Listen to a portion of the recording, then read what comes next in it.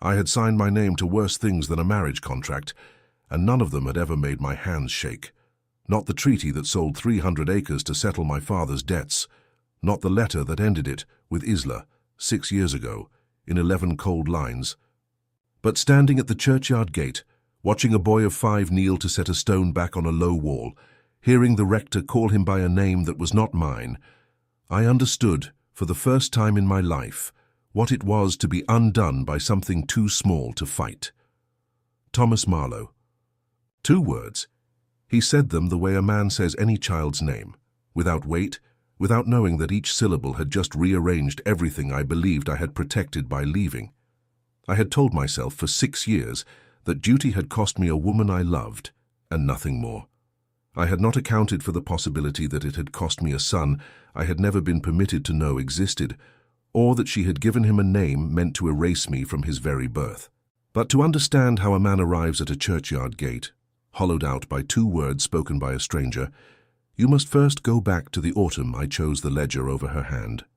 The autumn I told myself a title was worth more than a promise. I had ridden into the village an hour before, in weather that suited nothing about the errand.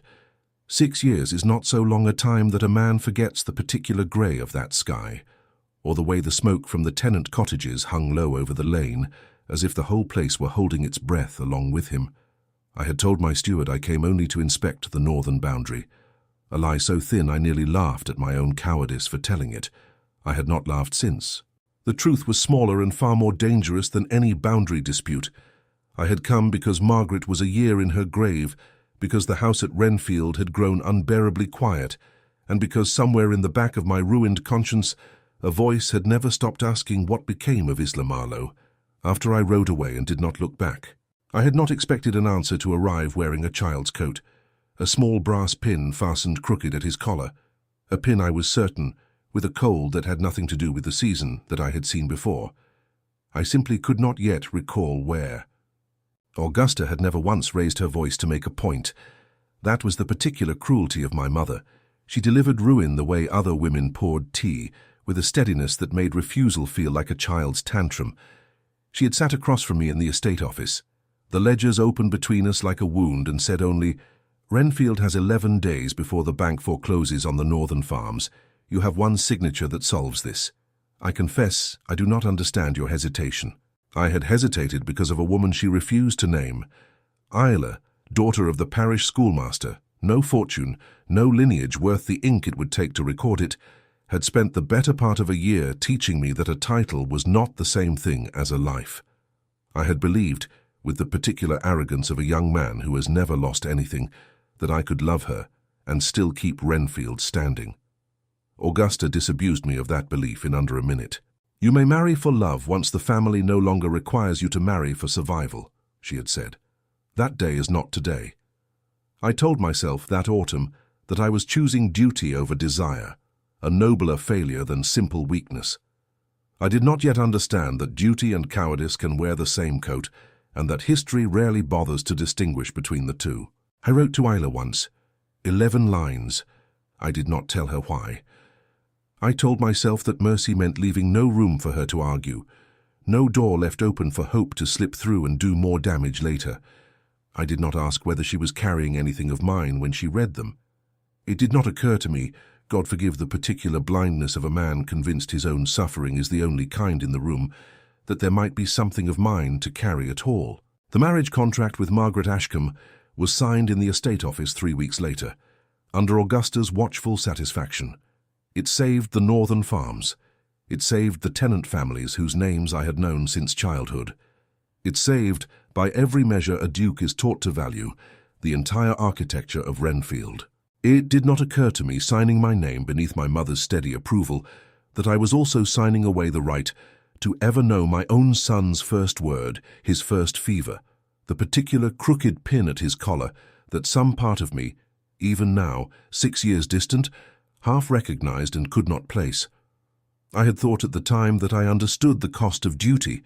I had understood nothing at all. I had forgotten what it was to be looked at by people who owed me nothing.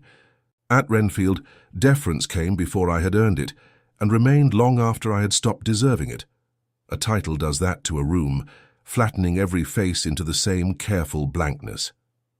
But the village had never belonged to Wrenfield in that particular way, and as I walked the lane past the smithy and the dry goods shop, I understood within 100 yards that I had not been forgiven for a debt I did not know I owed.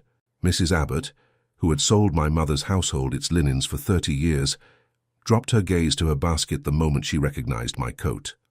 The blacksmith's apprentice, a boy who could not have been more than 12 when I left, straightened at his forge and did not nod. An old man on the churchyard bench, I did not know his name, though something in his face suggested he had known mine since christening, watched me pass with an expression I had seen only once before on a creditor Augusta had failed to charm. I had saved the northern farms. I had saved 40 tenant families from a winter with no roof over their heads. I had believed in the particular self-satisfaction of a young duke who signs one difficult contract and calls it sacrifice, that the village would remember me as the man who chose their survival over his own happiness. They remembered me instead as the man who let a schoolmaster's daughter raise a child alone while he wrote 11 lines and rode away to marry an heiress. They knew. The realization arrived slower than it should have. I am not, I confess, a man accustomed to being the last to understand his own history, but it arrived with the particular finality of a door closing somewhere out of sight. Every face that would not meet mine, every conversation that quieted a half-beat too late as I passed, was a village keeping a silence I had never asked them to keep. Out of a loyalty to Isla I had done nothing to earn. I found the rectory at the lane's end, ivy climbing one grey wall, smoke rising thin from a single chimney. I stood at the gate longer than a man of my position had any right to hesitate at any gate, and it was there, hand not yet raised to knock, that Mrs. Pruitt, the schoolmaster's widow, opened the door before I could announce myself. She looked at me the way the whole village had looked at me since I'd dismounted. "You've a great deal of nerve, Your Grace," she said, "coming to look at what you left behind." I had no answer that would not have sounded, even to my own ear, like a man asking to be forgiven for a debt he had only just learned he owed. Mrs. Pruitt did not invite me in so much as step aside, the way one steps aside for weather one cannot argue with. The rectory's front room was smaller than my study at Wrenfield by perhaps a third, and it held, I understood within a single glance, more evidence of a life deliberately built than any room in my own house had managed in 6 years of careful furnishing. There was a shelf of books too well worn to be decoration, Latin primers beside a child's reader, their spines cracked at the same 3 or 4 pages, the particular wear of lessons repeated until they held.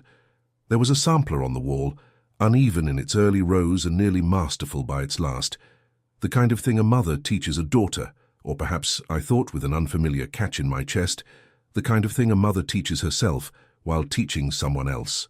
Hey boy's coat hung on a peg by the door, mended at the elbow with stitching so fine I would not have noticed the repair, had I not spent the last hour learning to look for what this house had chosen to preserve rather than replace. There was no poverty here that asked for pity. There was instead a discipline I did not have a ready word for, the particular dignity of a woman who had decided, at some point I could not date precisely, that scarcity would not be permitted to become disorder. "She takes in fine sewing for 3 houses in the next village," Mrs. Pruitt said, watching me take in the room with an attention she clearly found presumptuous. "Teaches the vicar's younger children their letters on Tuesdays, keeps this house and that boy fed and lettered and decently clothed on wages that would not keep your stable in oats for a fortnight, Your Grace. I say that not to shame you, though I confess I would not mind it if it did. I had spent 6 years believing that the marriage I signed at Augusta's insistence had purchased safety for everyone it touched, the tenants, the estate, even, I had told myself in my more forgiving hours, Isla herself, spared the ruin of a scandal.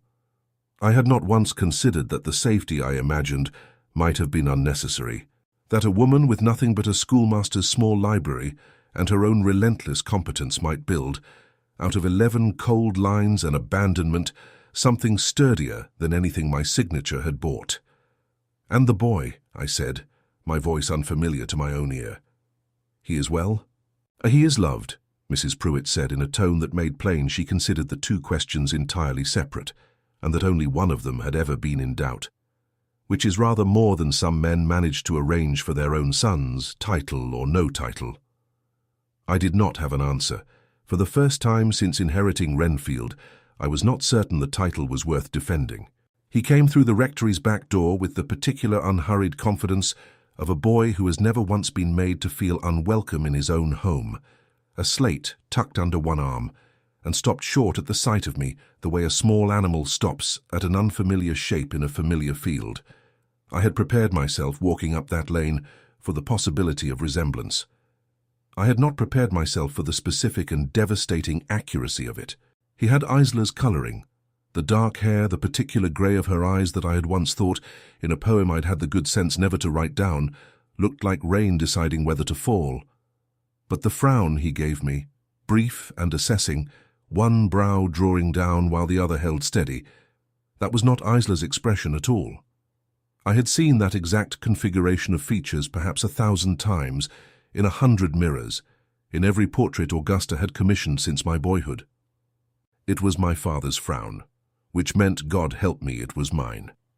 "Thomas, mind your manners," Mrs. Pruitt said, and the boy set down his slate and offered a small, correct bow, taught, I understood with a fresh and specific pain, by a mother determined that he would want for nothing that manners could provide, whatever else circumstance had withheld. I do not know what I said in return.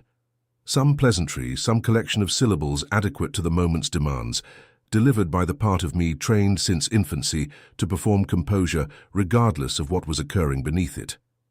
I was watching, instead, the small brass pin fastened at his collar, the same pin I had glimpsed at the churchyard gate, close enough now to note the tarnish at its edges, the worn place where a thumb had rubbed it smooth over years of habitual touching.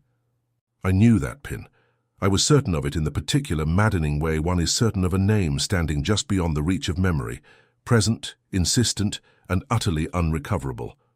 "That's a fine pin," I said, and heard, even as I said it, how thin the ordinary words sounded, stretched over the specific vertigo underneath them. "It was my grandfather's," the boy said, with the unself-conscious pride of a child reciting a fact he has been told matters. "Mother says it's the only thing of his we kept." Her father's, then, the schoolmaster's.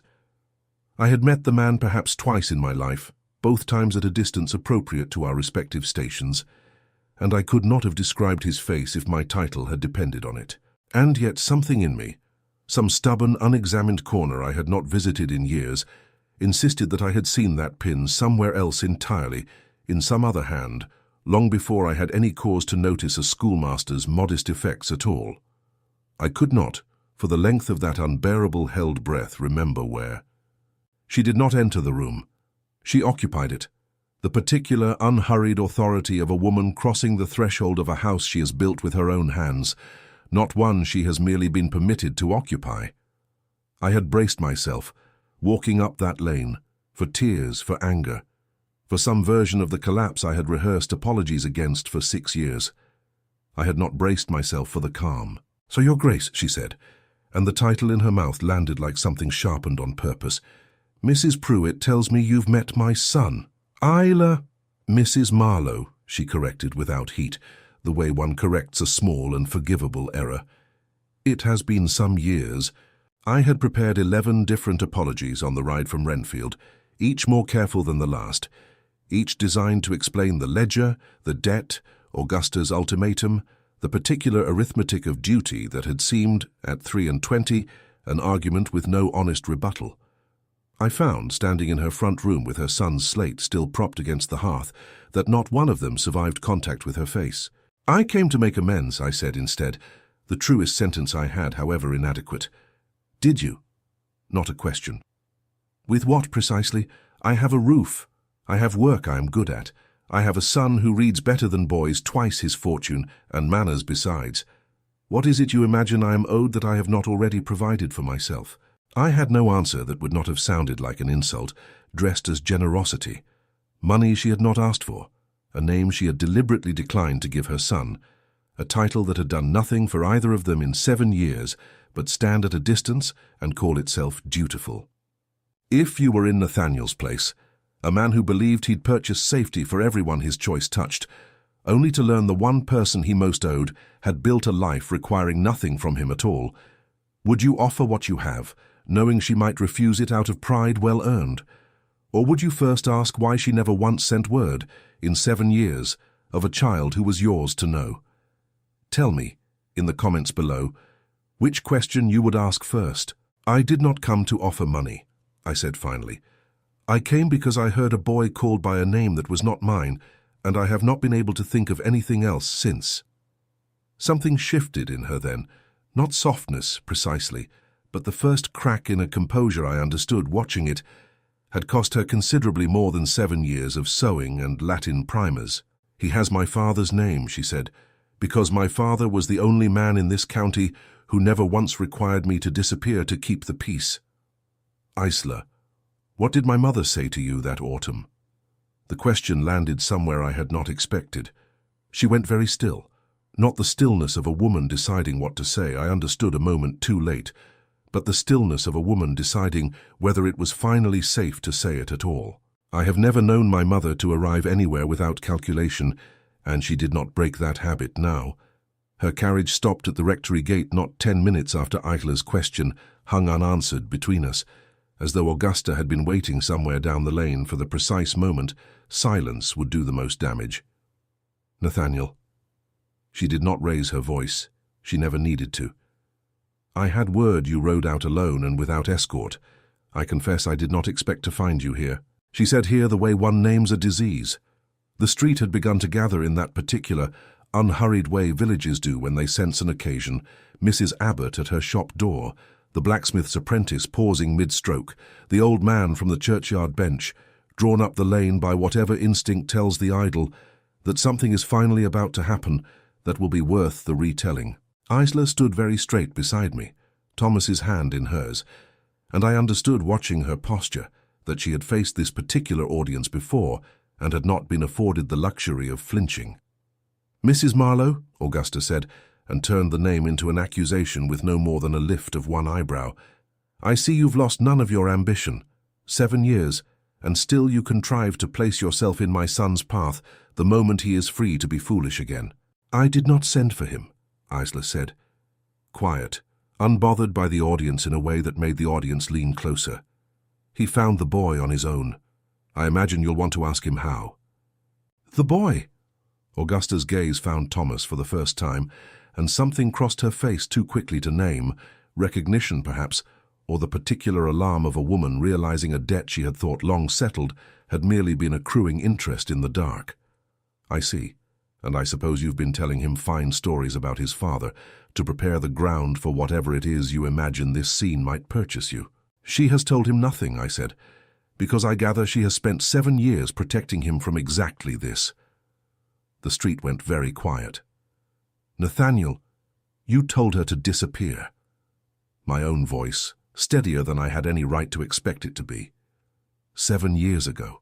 I want to hear you deny it in front of these people, if you can do so honestly. Augusta did not deny it. That, more than any confession, told me everything the last hour had been building toward. I protected this family, she said instead, each word deliberate. Someone had to. You were prepared to throw away Wrenfield for a schoolmaster's daughter, and I would do precisely the same again tomorrow, if it meant— That boy, I said, is a grey. Whatever you said to his mother to keep that fact buried, I am done being party to the burial. I had not planned the sentence. I am not certain, saying it, that I had ever planned anything of consequence in my life until that exact moment on that exact street. But I watched Isla's face as I said it, and understood, from the way her composure finally, fractionally broke, that it was the first true thing I had offered her in 7 years.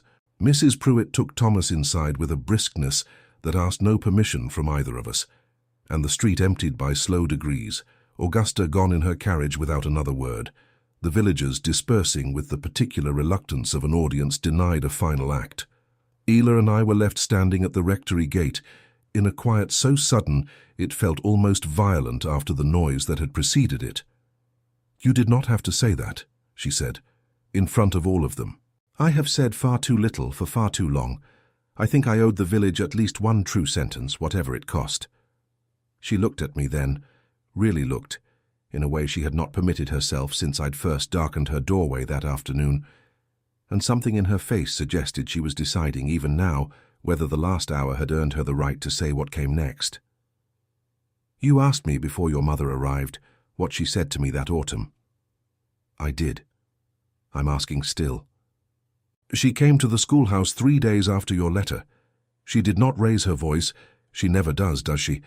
And she told me that if I made any claim on you or on your name, my father would lose his living within the month, and I would lose whatever remained of my reputation within the week. She was not cruel about it, she was simply thorough. I had known my mother capable of many quiet cruelties.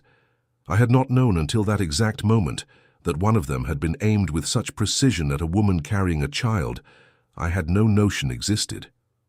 Isla, if I had known, you would have done what, Nathaniel? Torn up the contract? Ruined the tenants you'd just saved to save me instead? I have had 7 years to imagine every version of that conversation, and none of them end anywhere better than this one has. "Then why the name?" I said, and heard my own voice come apart at the edges of the question I had carried since the churchyard gate. "Why Marlowe? Why not mine, in secret, in some register only you would ever read?"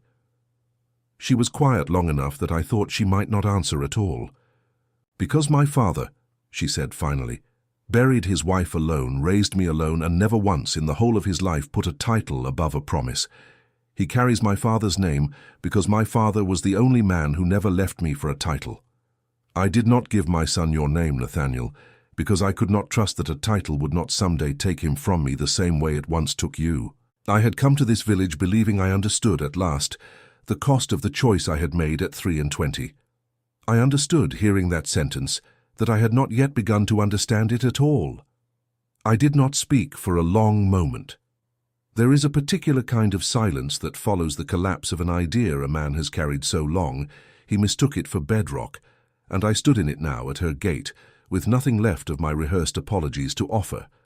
I had told myself for 7 years that duty was the harder road, that choosing Wrenfield over Isla had cost me something, and that the cost itself was a kind of virtue. I understood now that I had simply chosen the road with no immediate reckoning attached to it, and called the delay honor. "I have spent this whole day," I said, "trying to work out what I owed you. Money, a name, some arrangement my solicitor could draft by Tuesday. I think I have only just understood that none of it was ever the debt." "Then what is?" "The 7 years," I said. "Not the ones you spent building this—" I gestured inadequately at the rectory, the mended coat still visible through the window, the whole quiet architecture of a life raised without me. "The 7 years I spent believing a signature had settled something, when all it had done was defer the asking." I removed the signet ring from my right hand, my father's ring and his father's before him, the one object Augusta had always treated as though it weighed more than the title itself. I did not offer it to her. I understood, even in that unsteady moment, that she would not want it, and that offering it would only prove I had learned nothing. "I am not going to make him a duke's secret," I said instead. "Whatever that costs Wrenfield, whatever it costs my mother's composure, I will not have him grow up the way I did, taught that a name is a debt to be managed rather than a person to be known. If he is to carry grey blood, the county will know it plainly, and he will decide for himself, when he is old enough, what that inheritance is worth to him. I will not decide it for him the way it was decided for me."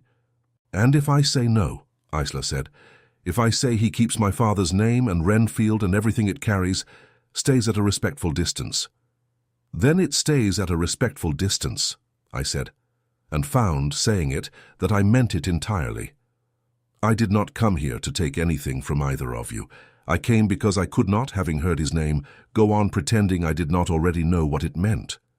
She studied me for a long moment, not softening, not yet, but weighing, I thought, whether the man standing at her gate bore any real resemblance to the one who had ridden away 7 years before. "That," she said finally, "is the first sentence you've spoken today that sounded like a father." The brass pin found its memory the moment I stopped searching for it, the way lost things so often do. I'd seen it once before, 7 years ago, on the morning I rode away, fastened not at a boy's collar but at Isla's, holding her shawl closed against an autumn wind neither of us had wanted to acknowledge as the last we would share. I had noticed it then only as one notices any small ordinary thing in a moment too large to hold, present, unremarkable, forgotten the instant it stopped being useful to look at anything other than her face. "Your father's pin," I said. "You wore it that last morning." "He gave it to me the day I finished my letters," Isla said, "and told me a person who could read and write and keep her own accounts would never truly need rescuing." I did not entirely believe him at the time.